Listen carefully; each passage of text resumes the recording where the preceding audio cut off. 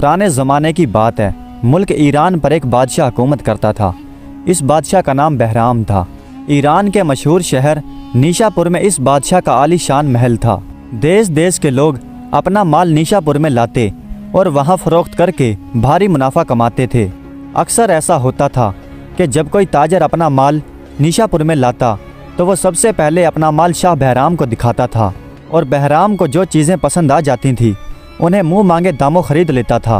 एक बार एक तजारती काफ़िला निशापुर में आया तो काफ़िले वालों ने शाह बहराम की हिदायत के मुताबिक शाही महल के सामने एक खुले मैदान में खैमे लगाए और तजारत का सारा सामान एक जगह जमा कर दिया ताकि शाह बहराम अपनी पसंद की चीज़ें चुन सके।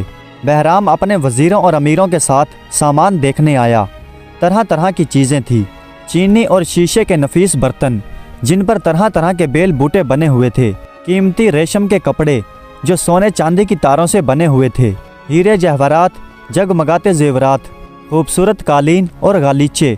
बादशाह देख देख कर हैरान हो रहा था। इतने में सामान के करीब से एक खूबसूरत लड़की गुजरी। लड़की इतनी मासूम और खूबसूरत थी कि बादशाह देखता ही रह गया। वो बादशाह के सामने से गुजरकर एक खैमे में चली गई। बादशाह ने अपने वज़ीर को हुक्म दिया कि वो पता करे कि वो लड़की कौन है। वज़ीर ने पता किया और आकर बताया कि काफ़िले के सरदार को ये लड़की जंगल में मिली थी। उस वक़्त ये बहुत छोटी थी और सरदार ने इसे अपनी बेटी की तरह पाला है और इसका नाम दिलाराम रखा है। शाही बहराम ने फ़ौरन काफ़िले के सरदार को बुलाया और उस लड़की के बारे में पूछा। काफ़िले के सरदार ने बताया कि जहाँ पना मैं खुद नहीं जानता कि ये लड़की कौन है। ऐसा लगता है कि किसी ने इसे इसलिए उठाया था ताकि इसके ख़ानदान से भारी भरकम रकम मांग सके, लेकिन फिर वो किसी वजह से ऐसा नहीं कर सका और उसे जंगल में ही छोड़कर भाग गया। सौदागर की ये बात सुनकर शाह बहराम ने कुछ सोचा और फिर कहा, अगर उस शख्स का मकसद सिर्फ रकम हासिल करना ही था तो फिर ज़रूर ये लड़की किसी अमीर ख़ानदान से होगी। बादशाह ने कहा, तुम ये तो बताओ कि जब तुम्हें ये मिली थी तो इसने कैसा लिबास पहन रखा था। सौदागर ने कहा कि हजूर मैं आपको दिखा सकता हूँ। ये कहकर वो खैमे में गया और जब वो वापस आया तो उसके हाथ में एक छोटा सा संदूक था। लड़की भी सौदागर के पीछे पीछे आ रही थी। करीब आकर सौदागर ने वो संदूक खोला और उसके अंदर से एक खूबसूरत रेशमी लिबास निकाला और शाह बहराम को दिखाते हुए बोला, हजूर इस लड़की ने उस वक़्त ये लिबास पहन रखा था। ये कहकर उसने संदूक एक तरफ रखा और लड़की को बादशाह के सामने पेश किया और उसके बाजू पर बंधी हुई एक सुनहरी जंजीर दिखाई। सौदागर ने कहा, हजूर उस वक़्त इसके गले में ये हार पड़ा हुआ था। ये बड़ी हो गई तो ये हार तंग हो गया, इसलिए मैंने ये हार इसके हाथ पर बांध दिया। शाह बहराम ने कहा, पता नहीं ये लड़की कौन है, लेकिन इस कीमती लिबास और इस हार से मालूम होता है कि किसी अमीर ख़ानदान से है। हो सकता है इसने किसी शाही महल में आँख खोली हो। सौदागर आदाब बजा लाया और बोला, मेरा भी यही ख्याल है हजूर। उस वक़्त ये बहुत छोटी थी, ना अपना नाम बता सकती थी और ना इसे अपने ख़ानदान के बारे में कुछ पता था। लेकिन हाँ, कभी कभी ये ऐसे गीत गाती है जो हमारी समझ में नहीं आते। यकीनन इसने ये गीत अपने घर वालों से सीखे होंगे। शाह बहराम ने कहा, हम इसका गीत सुनना चाहते हैं। सौदागर ने बड़े प्यार से दिलाराम के सर पर हाथ फेरा और प्यार से बोला, दिलाराम बेटी, बादशाह को कोई अच्छा सा गीत सुनाओ। वो लड़की कुछ देर तो खामोश खड़ी रही, फिर उसने एक मीठी आवाज़ में गीत गाना शुरू किया। गीत किसी की समझ में नहीं आ रहा था, लेकिन वो इस कदर प्यारा था कि बादशाह और उसके वज़ीर सुनकर खुशी से झूम उठे। जब लड़की खामोश हुई तो बादशाह ने कहा, मियाँ सौदागर, हम इस लड़की का गीत सुनकर बहुत खुश हुए। हम इसे अपने महल में रखना चाहते हैं। तुम इसके बदले में जितनी चाहो हमसे रकम ले सकते हो। सौदागर ने कहा, जहाँ पना मैंने इस लड़की को अपनी बेटी की तरह पाला है। मैंने कभी सोचा भी नहीं कि मैं इसे लौंडी या गुलामों की तरह बेचूंगा। शाह बहराम ने कहा कि हम इसे लौंडी या गुलामों की तरह नहीं बल्कि अपनी बेटी की तरह रखेंगे। तुम्हें इस बात का इत्मीनान होना चाहिए। सौदागर बोला, हजूर मेरे लिए इतना ही इत्मीनान काफ़ी है कि मेरी बेटी अब महल में रहेगी। मुझे कोई रकम नहीं चाहिए हजूर।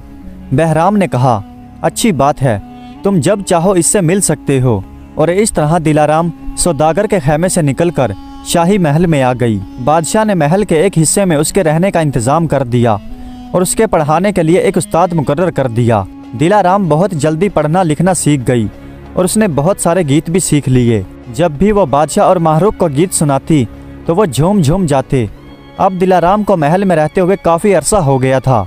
लेकिन उसने शाही महल से बहुत दूर एक खुले माहौल में परवरिश पाई थी। उसके लिए बहुत मुश्किल था कि काफिले वालों की गुफ्तगू को अचानक से तर्क करके शाही महल की गुफ्तगू का अंदाज अख्तियार कर ले। उसके मुंह से अक्सर ऐसी बातें निकल जाती थी कि सब उसे बुरा मानते थे, लेकिन शाह बैराम के डर की वजह से कोई उसे कुछ नहीं कहता था, क्योंकि सब जानते थे कि बादशाह दिलाराम को अपनी बेटे की तरह प्यार करता है। एक दिन की बात है, महल में कोई तकरीब थी जिसमें शाह बैराम के वजीरों, अमीरों की बेगमात और उनकी बेटियां आई हुई थी। इस तकरीब में माहरुख और दिलाराम ने बहुत कीमती लिबास पहन रखा था। माहरुख के गले में दूध की तरह सफ़ेद मोतियों का एक हार था। उसने ये हार दूसरी लड़कियों को दिखाते हुए कहा कि मेरे बाप ने ये हार यमन के एक सौदागर से ख़रीदा था। एक लड़की ने कहा, ये कितना प्यारा है। दूसरी लड़की ने कहा, यह कितना नफीस और खूबसूरत है। तीसरी लड़की ने कहा, इसके आगे तो चांद और इसकी चांदनी भी शर्माते हैं। चौथी लड़की ने कहा कि सारी दुनिया में इसका तो जवाब नहीं। पांचवी लड़की ने कहा कि इसने तो आपकी खूबसूरती में 4 चांद लगा दिए हैं शहजादी हजूर। सब लड़कियां एक से एक बढ़कर उस हार की तारीफें करती रहीं और दिलाराम ने सौदागर के पास इससे भी कीमती कीमती हार देखे थे। उसने शहजादी से कहा कि आपके गले में ये हार बहुत खूबसूरत लगता है, लेकिन मैंने इससे भी ज़्यादा खूबसूरत और कीमती हार देखे हैं। लड़कियां खौफ के मारे एक दूसरे की तरफ देखने लगीं। शहजादी माहरुख के सामने ऐसी बात कहना गुस्ताखी थी। शहजादी दिलाराम की बात सुनकर हैरान रह गई, लेकिन फिर मुस्कुराते हुए बोली, मैं समझ गई, आखिर तुम काफिले वालों के साथ रही हो ना। थोड़ी देर बाद जब शहजादी माहरुख किसी काम के लिए उठकर वहाँ से चली गई तो एक लड़की दिलाराम से कहने लगी, तुम्हें शहजादी से इस तरह बात करने की जुर्रत कैसे हुई। दूसरी लड़की ने समझाते हुए कहा कि तुम्हें शहजादी से बात करते वक्त शाही आदाब का ख्याल रखना चाहिए था। तीसरी लड़की ने एक और बात कही कि बादशाह या शहजादी से कोई भी बात कही जाए तो वो रेशम की तरह मुलायम होनी चाहिए। दिलाराम ने उनकी बातों का ज़रा भी बुरा नहीं माना। वो मुस्कुराकर कहने लगी, मैं सीधे सादे लोगों में पली बड़ी हूँ, मुझे दिखावे की बातें नहीं आती। जो बात सच होती है मैं वही कहती हूँ। इतने में शाह बैराम वहाँ पर आ गया। उसने दिलाराम को गीत सुनाने के लिए कहा और दिलाराम गीत सुनाने लगी। बादशाह दिलाराम का गीत सुनकर इतना खुश होता था कि बयान नहीं किया जा सकता था। उसका जी चाहता था कि दिलाराम हर वक्त उसकी नज़रों के सामने रहे और हर वक्त मीठे मीठे गीत सुनाती रहे। एक दिन शाह बैराम ने शिकार खेलने का इरादा किया और माहरुख और दिलाराम को भी साथ चलने के लिए कहा। निशापुर से कुछ फासले पर एक जंगल था जिसमें एक खूबसूरत झील थी। बादशाह के वजीरों और सिपाहियों ने उस झील के करीब बादशाह के खैमे लगा दिए।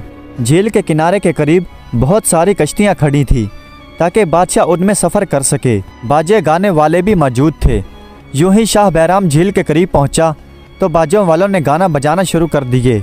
झील के दूसरे किनारे पर कुछ जंगली हिरन घास चर रहे थे। बादशाह बैराम, दिलाराम और माहरुख और वजीर एक कश्ती में बैठकर झील के दूसरे किनारे की तरफ चले। जब वो वहाँ पहुँचे तो सब हिरन भाग गए, लेकिन एक हिरन मज़े से घास चरता रहा। उसे देखकर दिलाराम बोली, यह हिरन तो बहुत बहादुर मालूम होता है, तभी तो यह अकेला घास चर रहा है और यहाँ से भागा नहीं। बादशाह सलामत, क्या आप एक ही तीर से इस हिरन के कान और पिछले खुरों को निशाना बना सकते हैं? बादशाह कुछ सोचने लगा और फिर उसने खड़े होकर और निशाना बांधकर तीर चला दिया। तीर हिरन के बाएं कान को छूता हुआ गुजर गया और हिरन ने अपना पिछला खुर कान खुजाने के लिए आगे किया। हिरन अपना खुर उठाकर उसे खुजाने लगा जैसे कोई मक्खी उसे तंग कर रही हो। बहराम इसी ताक में था। फिर उसने दूसरा तीर छोड़ा जो हिरन के कान को चीरता हुआ उसके खुर में घुस गया। तमाम अमीर, वजीर और खादिम खुशी से तालियां पीटने लगे और उन्होंने वाह वाह सुभान अल्लाह के नारों से आसमान सर पर उठा लिया। एक वजीर ने कहा कि हजूर की निशाना बाजी का कोई जवाब नहीं। एक दरबारी ने कहा कि आज तक ऐसा निशाना किसी ने नहीं देखा होगा। एक और दरबारी ने कहा, आपकी चाल का जवाब नहीं, जहाँ पना लाजवाब है, बिल्कुल लाजवाब। काफ़ी देर तक ये शोर होता रहा और जब बादशाह के दरबारी ये तारीफ़ें कर करके थक गए तो फिर शाह बैराम ने दिलाराम से कहा, हमारे दरबारियों और वजीरों ने तारीफ़ों के पुल बांध दिए, लेकिन तुम खामोश हो, तुम भी तो कुछ कहो। दिलाराम बोली, हजूर ये कोई बड़ी बात नहीं, मैंने जंगल में बहुत से गडरियों को ऐसे निशाने लगाते हुए देखा है। सब लोग खौफजदा होकर एक दूसरे की तरफ देखने लगे और शाह बैराम के चेहरे का रंग बदल गया। उसे सख्त दुख हुआ था दिलाराम ने उसके दरबारियों के सामने उसका मजाक उड़ाया था। मारे गुस्से के उसकी आंखों से शोले निकलने लगे थे। उसने चिल्लाते हुए कहा, ले जाओ इसे यहाँ से, ये महल में रहने के काबिल नहीं।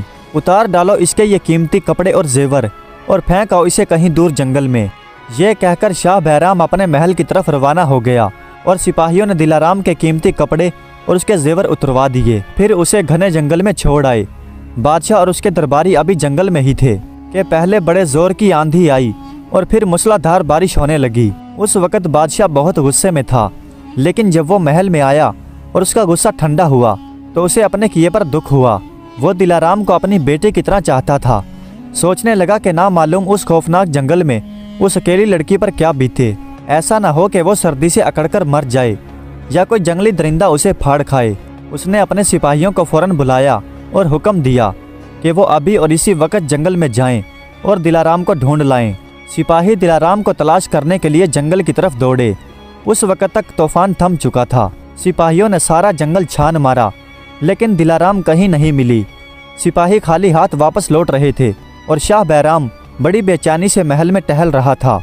उसने शाही बावर्ची से वो सारे खाने तैयार करवा रखे थे जो दिलाराम को पसंद थे, लेकिन जब उसने देखा कि सारे सिपाही खाली हाथ वापस लौट आए तो मारे गम के उसकी आंखों से आंसू निकलने लगे और खुद भी खाना नहीं खाया।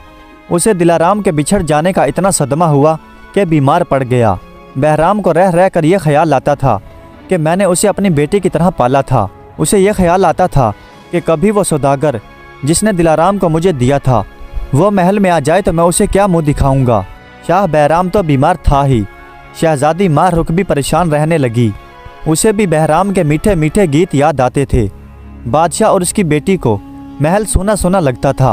वो महल जिसमें हर वक्त खुशियाँ ही खुशियाँ रहती थी, अब वो सूना और वीरान नजर आता था। अब जरा दिलाराम का हाल सुनिए कि उसके साथ क्या हुआ। सिपाही उसे जंगल में छोड़कर चले गए और वो जंगली दरिंदों के खौफ से इधर से उधर और उधर से इधर दौड़ने लगी। इत्तफाक से किसी शख्स का वहाँ से गुजर हुआ। यह शख्स किसी काम से निशापुर आया था और अब वापस अपने शहर कोहाआबाद जा रहा था। जहाँ से जंगल ख़त्म होता था वहाँ आगे एक पहाड़ था और कोहाआबाद का शहर उस पहाड़ के दूसरी तरफ था। उस शख्स ने दिलाराम की दुख भरी कहानी सुनी तो उसे उस पर रहम आ गया और उसे अपने साथ कोहाआबाद ले गया। यह शख्स एक गडरिया था और इसके गले में कई भेड़ बकरियां थी। उसका एक बेटा था जो भेड़ बकरियां चराने के लिए जंगल में जाया करता था। उसका नाम दारा था। गडरिया उस लड़की को अपने साथ अपने घर ले गया और घर पहुंचकर दारा को सारी बात बताते हुए ताकीद की कि ये एक मुसीबत की मारी लड़की है, इसे कोई दुख नहीं होना चाहिए। दारा एक हंसमुख और नेक लड़का था। उसने हर तरह से कोशिश की कि दिलाराम हर तरह से खुश रहे और अपना गम भूल जाए। दिलाराम उन बाप बेटों पर बोझ नहीं बनना चाहती थी, इसलिए वो चरवाहों का लिबास पहनकर दारा के साथ उसके साथ जंगल में भेड़ बकरियां चराने जाती थी। इस लिबास में उसे भेड़ बकरियां चराते देखकर कोई गुमान भी नहीं कर सकता था कि ये वही दिलाराम है जो शाह बहराम के महल में शहजादियों की तरह रहती थी। दारा एक अच्छा तीर अंदाज भी था। एक रोज जब वो और दिलाराम जंगल में भेड़ बकरियां चरा रहे थे तो दिलाराम दारा से कहने लगी, ये तो बताओ, क्या तुम एक ही तीर से किसी बकरी का कान और उसके पिछले खुर को निशाना बना सकते हो? ये सुनकर दारा मुस्कुराया और कहने लगा, ये काम तो हम गडरियों के लिए बाएं हाथ का खेल है। फिर उसने अपने कंधे पर से कमान उतारा और उसमें तीर चढ़ाया और कुछ दूर घास चरती हुई बकरी की तरफ छोड़ दिया। तीर बकरी के बाएं कान को छूता हुआ गुजर गया। उसी वक्त बकरी अपना खुर उठाकर कान खुजाने लगी। दारा ने फौरन दूसरा तीर कमान में चढ़ाया और बकरी का कान का निशाना लेकर उसकी तरफ छोड़ दिया। तीर बकरी के कान को चीरता हुआ उसके खुर में घुस गया। दिलाराम भागती हुई गई और बकरी के खुर से वो तीर निकाल लाई। वाकई ही ये काम गडरियों के लिए आम बात है, लेकिन बादशाहों के लिए नहीं, दिलाराम ने कहा। दारा हैरान होकर बोला, क्या मतलब? दिलाराम ने बताया कि जिस तरह तुमने एक तीर से बकरी के कान और खुर को निशाना बनाया है, इसी तरह एक दिन बादशाह शाह बहराम ने भी एक हिरन के कान और उसके खुर को निशाना बनाया था।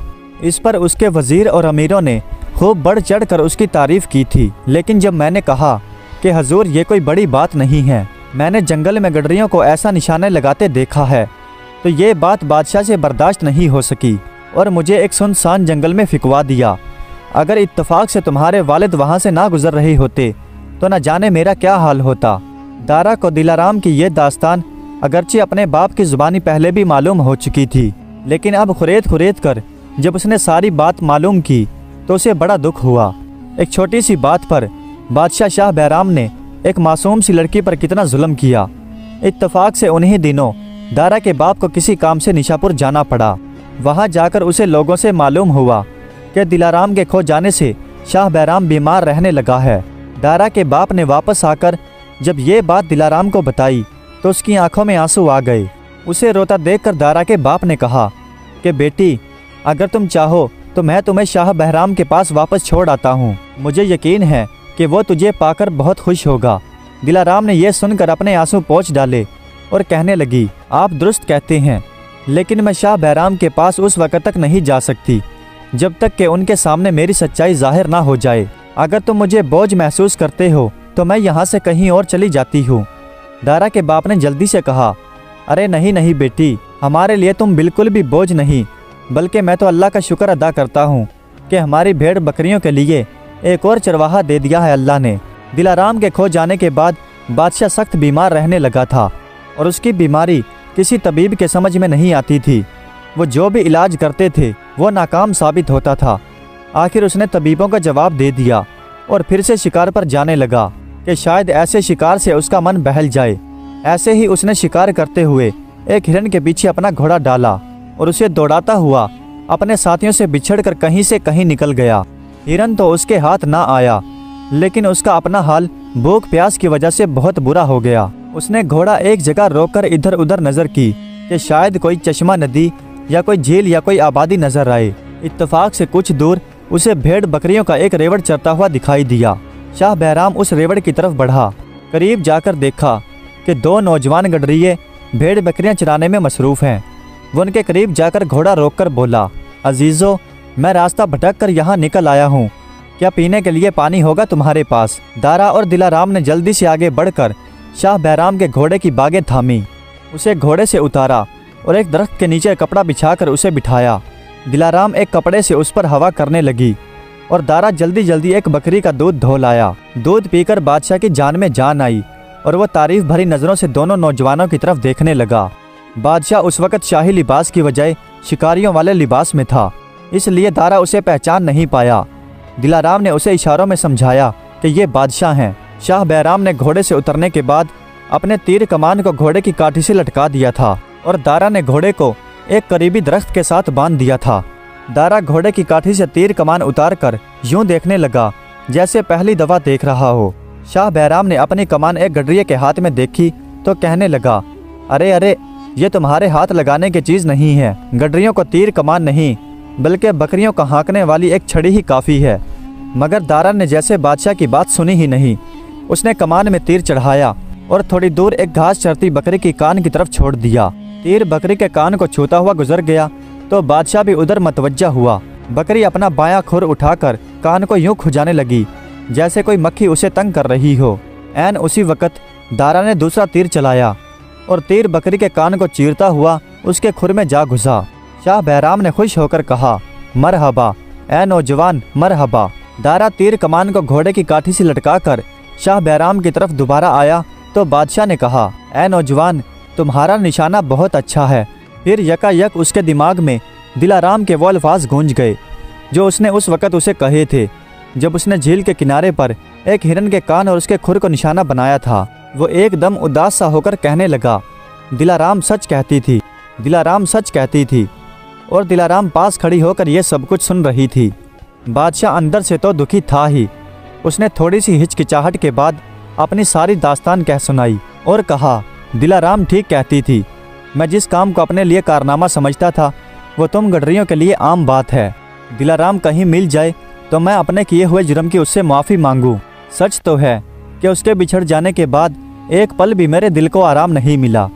ये सुनने के बाद दिलाराम ने अपने हाथ पर बंधा हुआ वो हार बादशाह के सामने पेश कर दिया।